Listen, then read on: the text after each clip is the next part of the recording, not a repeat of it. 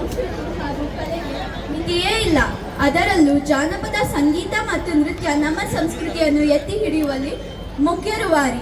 ಕನ್ನಡ ನಾಡು ಅನೇಕ ಶಿಲ್ಪಕಲೆಗಳ ಬೀಡು. ಈ ಶಿಲ್ಪಕಲೆಗಳನ್ನು ಮತ್ತು ನಮ್ಮ ಸಂಸ್ಕೃತಿಯನ್ನು ಪ್ರತಿಬಿಂಬಿಸುವ ಜಾನಪದ ಕಲೆಗಳು ಬಹುಮುಖ್ಯ ಪಾತ್ರವನ್ನು ವಹಿಸುತ್ತದೆ.